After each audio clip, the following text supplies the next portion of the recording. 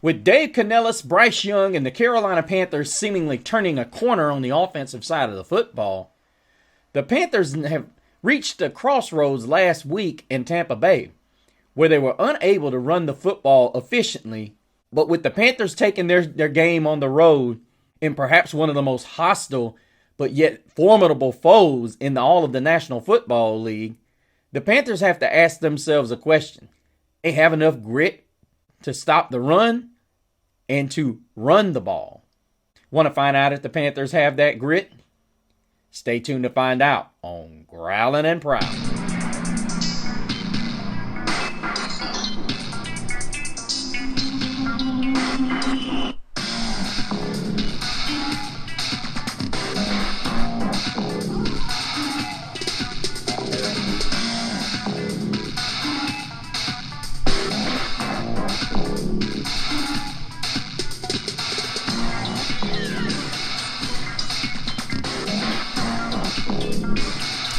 Welcome back, Panther Nation. Thank you so much for prowling and growling with us for a little while. I am, of course, Mr. CeeLo here, joining you guys in the first week of December, and with a lot of football, significant football being played, whether it's high school level or the collegiate level. We still the top show in the group. We still the top show in the bunch. Well, guys, I know a lot of you are probably reeling from the defeat that we had at the hands of the Tampa Bay Buccaneers. I am over that. Now, a lot of you will say, well, you're not a real fan if you're over it. Well, guys, here's the reality. We got to move forward. Because if you're not moving forward, you're not growing. You have to keep growing. You have to grow from every situation that comes about. You can't sit around and just grow. You can't do that. You've got to continuously be growing. And needless to say, our guys are continuing to grow, and that's what we need to be able to do. We've got to continue to keep getting better. Bryce has got to continue to grow into Canellis' system, and Canellis has to start building trust with one Bryce Young. And if he's not going to do that, then we're not going to be able to be successful. Ultimately, that is where we've got to go with this football team, is we have to be able to get Canellis on the same page with Bryce Young. I believe that's where we are at this point. Canellis is not on the same wavelength as Bryce Young. And a lot of people are going to question, well, what makes you say that? Well, what makes me say that is there are still plays in the playbook that seem like that Canellis doesn't trust Bryce with. Now, I'm not going to go too deep into that because ultimately that's not where I want to go today. We've got a very powerful foe that we're going to visiting, and we've got the elements to deal with. So not only do we have a serious situation that we've got to overcome, but we also have to overcome a very powerful football team that's got a lot going for it. This is where Canellis and the organization can look and say, okay, this is the standard.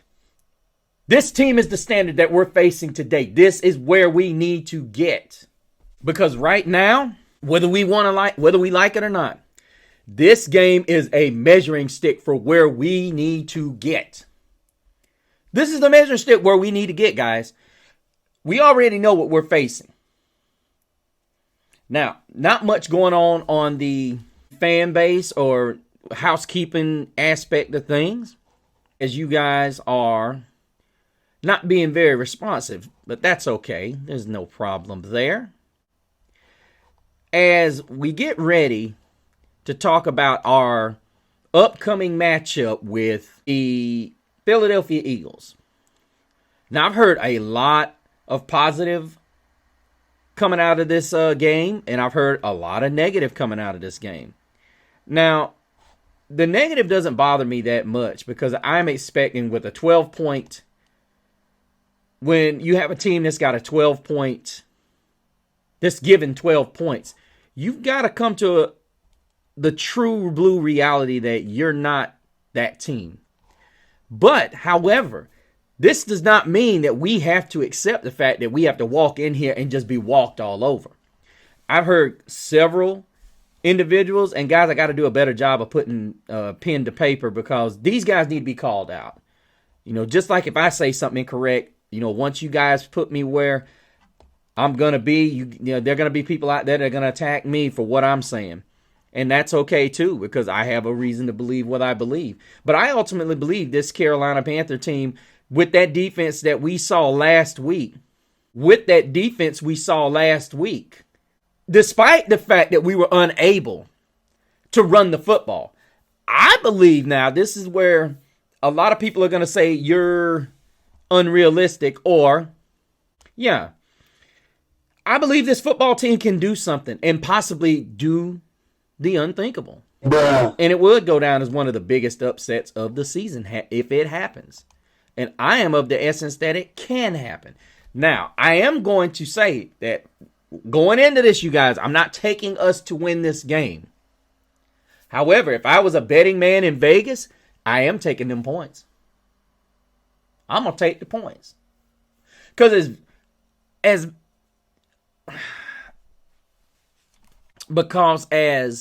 ratchet as the defense has been, I believe, this is just me, guys, I believe that our defense is going to step up to the plate.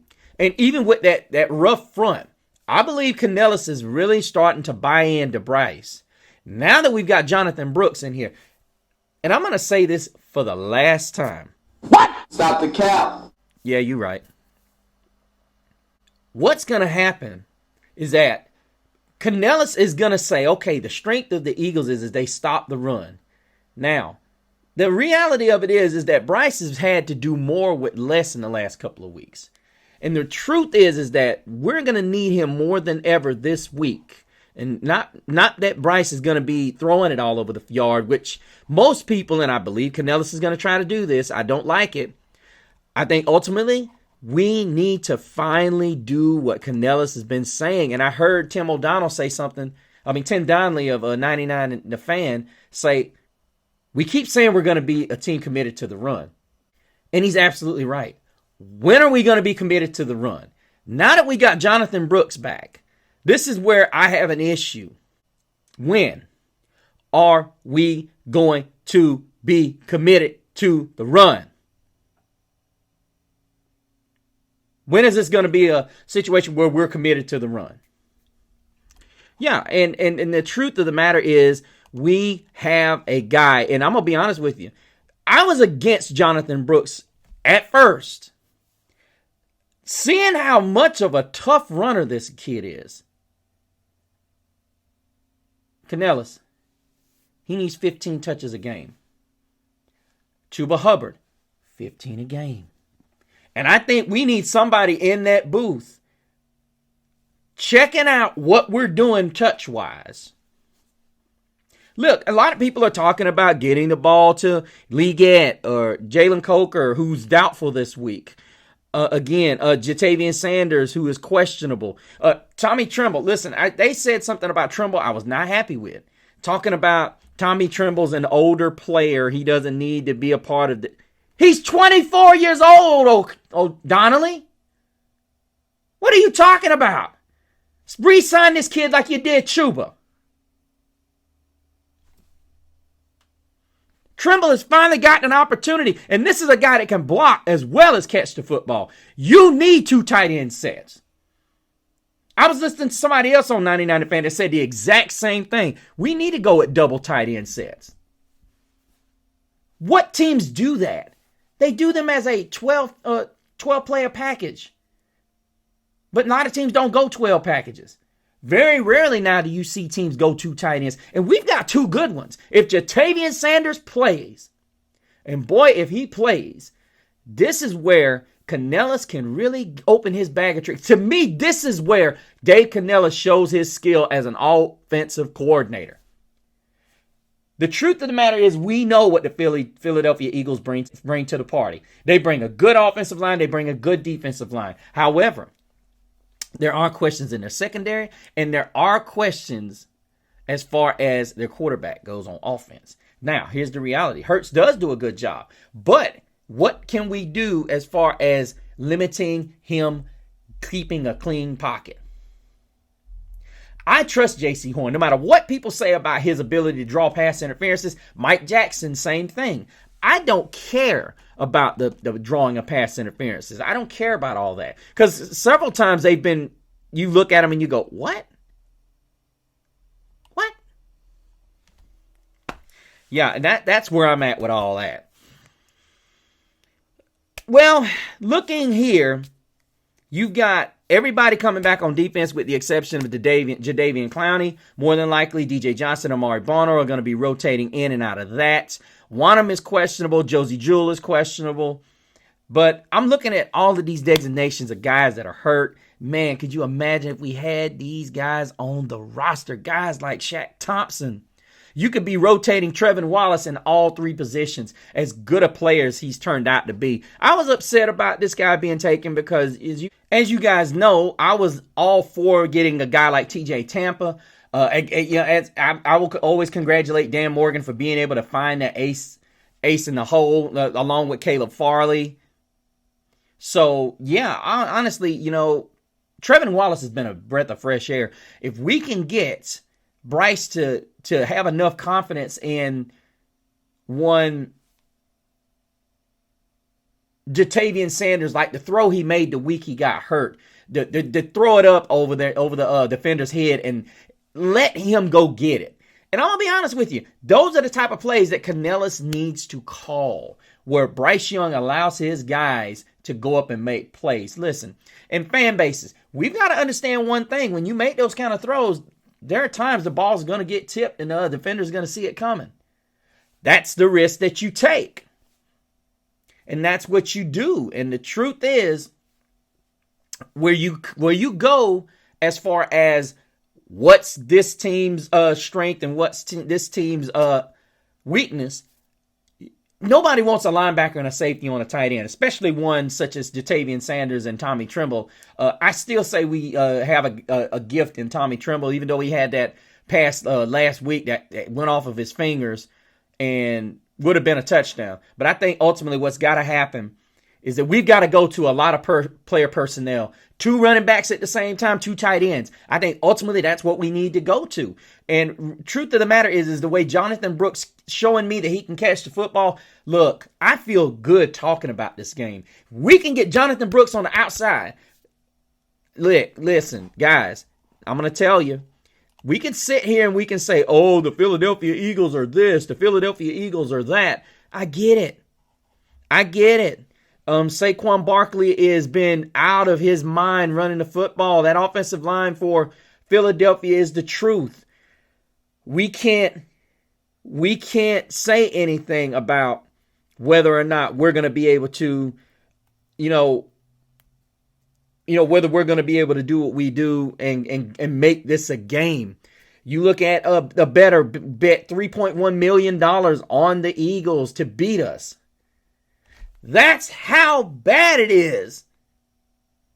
Guys, I'm telling you, there ain't no way. I'm telling you, I know it's a 12-point favorite. I know this is one of those games where people are going to look at it and they're going to say, oh, I'm taking this. And a guy put $3 million on it. He put $3 million on it. I'm not making this up. He put $3 million on it. See, if I'm Canellis and I'm those players, that's embarrassing. That is straight up embarrassing. Now I get it. Jadeveon Clowney's a run stopper, and he's already been listed as out. But I'm gonna say it like this: Bryce Huff is out for the Eagles. Byron Young is on IR. Now I get it. Jalen Carter and Jordan Davis, really good in the middle. But we got a really good middle group of guys as well. We can't sit here and snooze on our guys either. We ain't slouches in there either. And I'm going to be honest with you. If Cade Mays semi-struggles the way he did last week, we may have to put Brady Christensen back in there. Look, I get it. Tampa Bay's got a good middle of their defense. But ultimately, we have to be able to run the football. No ifs, ands, and buts about that. We got to be able to run the football. And I think ultimately, Bryce going to have to carry the ball a little bit, y'all. Bryce going to have to carry that thing. And I mean, and judging by a lot of the licks he's taken this year, and a lot of people are going to look at his numbers and they're going to say, okay, 1388, 6 touchdowns, 6 interceptions. He's been very good since he's come back. Looks like a totally different guy since he's come back. I mean, you can't ask for better quarterback play. I mean, we go Tampa Bay game, he threw for 298. Should have had another touchdown, but the league office basically said they didn't have enough camera coverage. That's pathetic. It's official. You suck. 298 should have been over 300 and 2 touchdowns easily and a victory. Kansas City game, he was 21 of 35, 263. Sacked 2 times, threw a touchdown. The New York Giants game, 15 of 25, 126, 1 score.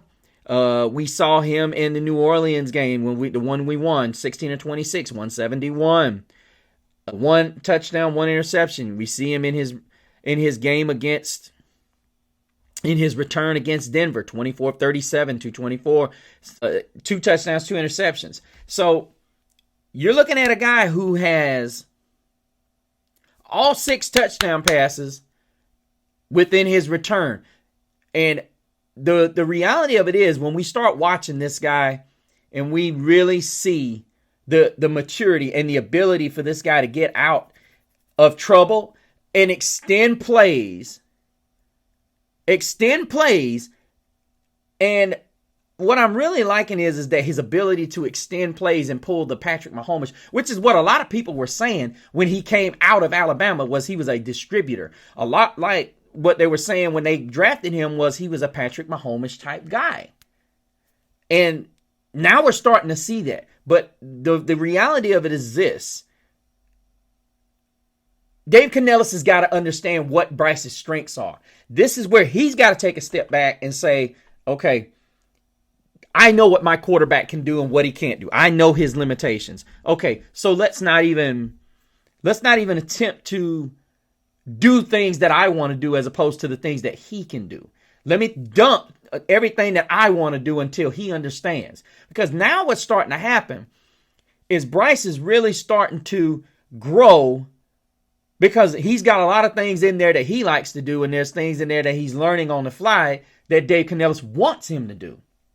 He's understanding that, okay, throws like he made to Tommy Tremble and a throw that he made to Jatavian Sanders where he skies up and goes and gets it. He's learning that more of those throws are, hey, this is about the receiver. This is not about me making a pinpoint pass. This is about me just throwing that thing down there and giving a guy a chance to catch it. Just like we said in the game last week, which is why I'm going to have a show later on as to what the Panthers need on offense next. And it involves a wide receiver. And I have 3 particulars in mind. But you have to stay tuned for that show. But let's get back to the Eagles game, guys.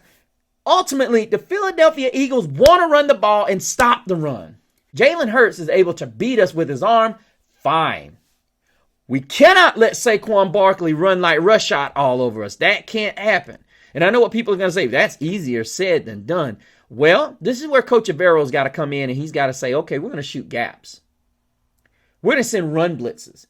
We are going to set it up where we're going to create spaces, movement, and that's the thing. I feel like Coach Avero is going to have to play offense on the defensive side of the ball. He's going to have to keep the Eagles guessing. Keep them wondering what we're doing. And if A.J. Brown and Devontae Smith can carve us up, that's fine.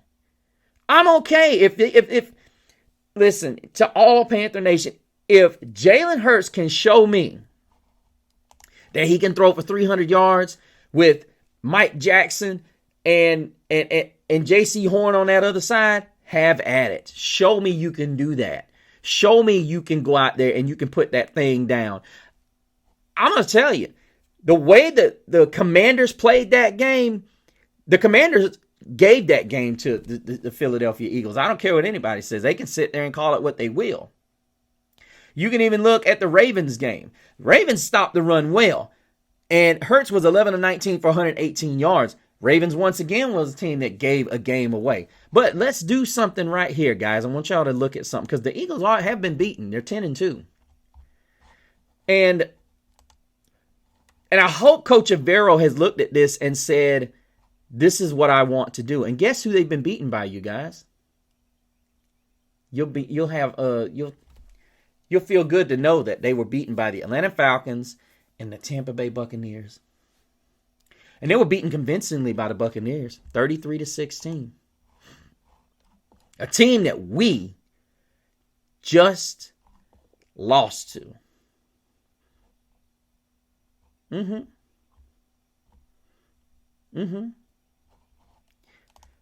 Now, the Bucs had 29 first downs. And I want y'all to look at something. Mayfield threw for 334. And they actually ran the ball for 111 yards. This was a game where the Eagles ran it for 113 yards. And they only ran it 20 times. Tampa Bay got up 24-7 at the half. This is going to be a game where they had 2 fumbles. This is going to be a game where Canellis has got to say, we can't play slow down. We got to try to get ahead. I say first shot, as much as I want to run the football, we're going to have to run it, but get ahead. We're going to have to score. This is not a game where you want to, in a nutshell, play slow. You want to play slow, but you don't want to play slow, if that makes sense. You want to get ahead because what happens when you get ahead, you make Philly go away from what they want to do, which is, you guessed it, run the football. I want you guys to take a look at this game in its box score. Saquon Barkley had 10 carries, 84 yards. If I am, I want you to think about something, guys. If we win the toss, I want the football first. Because if you're the Carolina Panthers, you want to get the Philadelphia Eagles out of running the football. You want to get a stop and get them running. You want to get them giving Jalen Hurts the ball early. And when Jalen Hurts gets the ball, you have to make them pay.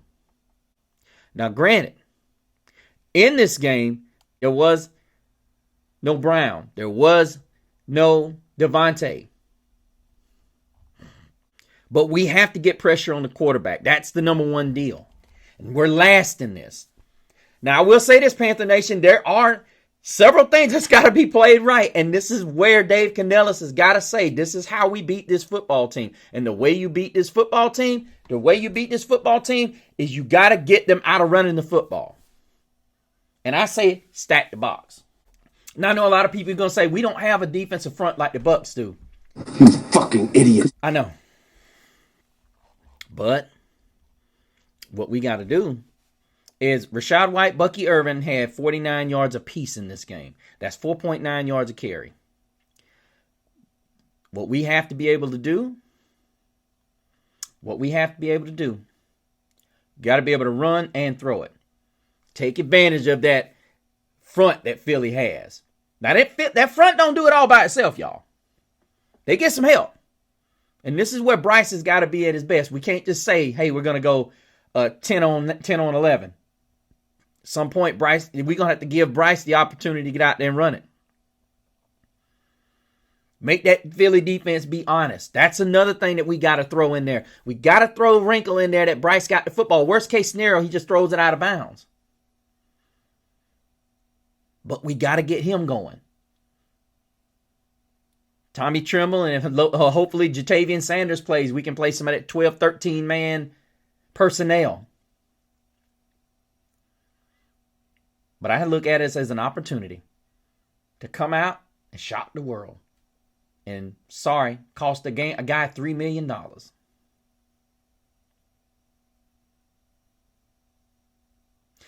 I'm happy, Panther Nation, and I feel upset brewing. But let me know what you guys think. Do you think it's going to be a 12-point beatdown? Do you guys think that there's going to be a guy that's going to make a couple $1,000,000 off of our futility? Or are we going to shock the world? And is Bryce going to finally welcome us, since he's already had an international welcome when he played in Germany? Is he going to have a re-welcome? Are all of these naysayers going to say that they were wrong finally? And not stop out without the whole, I thought he was this and I thought he was that. Are we going to finally get them to say they were wrong? Let me know in the comments what you think about our chances to pull this massive upset. I think it's possible. Also, go to the Facebook, Growling and Prowling. Do we have a chance of prowling our way to one of the biggest upsets in the last 2 to 3 years? And check me out over Instagram at Mr. CeeLo. Let me know if I'm delusional. Till the next time, keep prowling the airwaves and keep growling out. Keep pounding.